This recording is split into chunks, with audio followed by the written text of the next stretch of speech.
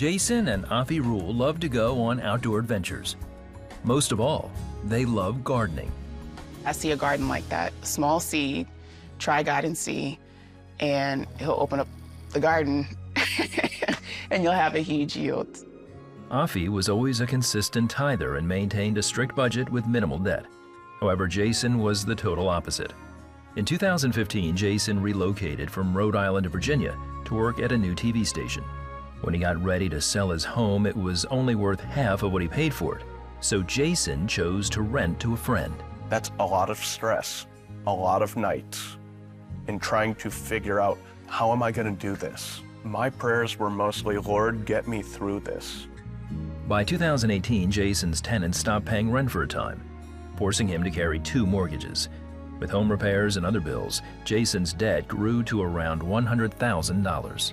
I had built up this financial house of cards that it felt like if there was just a little bit of a wind, it was just gonna blow apart. To make extra money, Jason drove for rideshare companies and did freelance wedding and commercial videographer gigs. After 7.5 months, the Rhode Island home sold at a loss. Then in 2019, Jason started going to church. At one of the men's groups, one of its members challenged him to tithe. I said to myself, I really believe this. I'm just going to do it. A few months later, Jason says God led him to put his Virginia house on the market. He made $50,000 and used the profit to pay off several loans while continuing to tithe. He also met and started dating Afi, a lieutenant in the U.S. Navy. Afi was a tither. In August 2021, they married. Shortly after, Jason received a new job offer. It came with a 25% pay increase.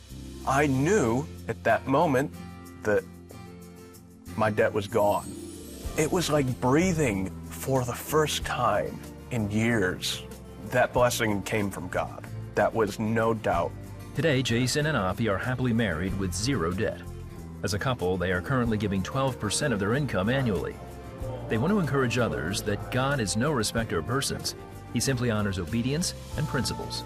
He's always looking for people he can trust, people who are going to consistently apply those principles so that he can say, this is what I can do. Now, are you going to follow me? If he is asking that of you, it's not because he wants to harm you. He wants to see you do better things. Just step out, even if it's just a little bit.